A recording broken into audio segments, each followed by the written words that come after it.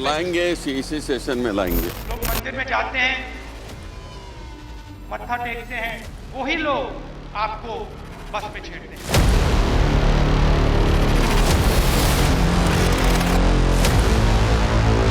Bharatiya Janata party हो या RSS के हो, उनकी जो ट्रेनिंग कैंप है वो हिंदू टेररिज्म बढ़ाने का काम देख रहे हैं।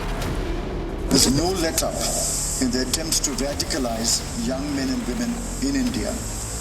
Besides, there is a recently uncovered phenomenon of saffron terrorism that has been implicated in many bomb blasts of the past.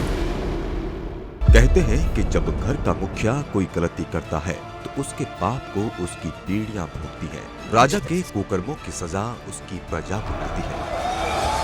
ठीक इसी तरह किसी राष्ट्र अध्यक्ष के लिए गलत निर्णय उस देश की जनता को भारी पड़ते हैं। शिक्षा से अंग्रेज और आचरण से विलायती देश के पहले प्रधानमंत्री जवाहरलाल नेहरू ने हिंदू बहुल भारत के हिंदुओं के साथ जो दोगला व्यवहार करना शुरू किया था वो आज तक कांग्रेस की परिपाटी बना हुआ है।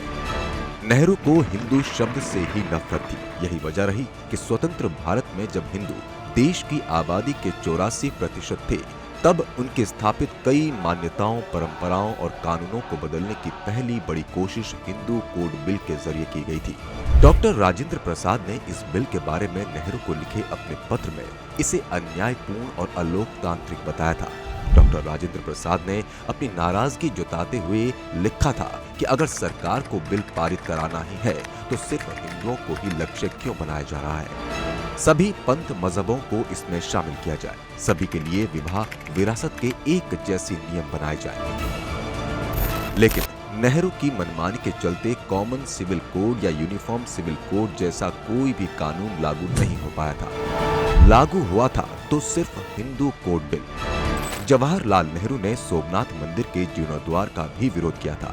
इतना ही नहीं, सोमनाथ मंदिर के जीर्णोद्वार के बाद उद्घाटन समारोह में तत्कालीन राष्ट्रपति डॉक्टर राजेंद्र प्रसाद को निमंत्रण मिलने पर भी नेहरू नाराज हो गए थे। नेहरू देश को विदेशी संस्कृति में ढालना चाहते थे। वे चाहते थे कि भारतीय अपनी संस्कृति को भूल जाएं, लेकिन उनकी ये सोच सिर्फ हिंदुओं के लिए ही थी, बाकी किसी धर्म के लिए नहीं। यही वजह रही कि नेहरू ने 1955 में सेठ गोविंद दास द्वारा लोकसभा में प्रस्तुत भारतीय मवेशी रोकथाम विधेयक को सदन में धमकी देकर पास नहीं होने दिया था। इस विधेयक में गायों, बछड़ों और अन्य दुधारू और माल ढोने वाले मवेशियों के वध पर पूरी तरह से प्रतिबंध लगाने की मांग की गई थी। नेहरू की सोच, कथनी और करनी की ही तरह उनकी बेटी इंदिरा भी हिंदू विरोधी थी। नेहरू जिस गो हत्या पर प्रतिबंध लगाने के लिए कानून की मांग को ठुकरा चुके थे, उसी के लिए प्रसिद्ध संत स्वामी करपात्रु जी महाराज लगातार आंदोलनरत थे।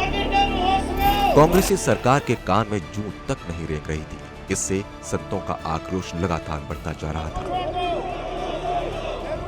7 नवंबर 1966 गौ भक्तों के खून से लिखी इस तारीख को कोई भी भुलाए नहीं भूल सकता है। स्वामी करपात्रु जी महाराज के आह्वान पर 7 नवंबर 1966 को देश भर के लाखों साधु संत अपने साथ गायों, बछड़ों को लेकर लोकतंत्र के मंदिर के बाहर आ डटे थे। गो हत्या पर प्रतिबंध लगाने का कानून बनाने की अपनी मांग को रख रहे थे, लेकिन सत्ता के नशे में चूर देश की तत्कालीन प्रधानमंत्री इंदिरा गांधी ने गौ भक्तों की बात सुनने के बजाय उन निहत्थे साधु संतों पर लाठियां बरसाई और गोलियां चलवाई। इस घटना को दबाने के लिए मीडिया पर दबाव तक बनाया गया था।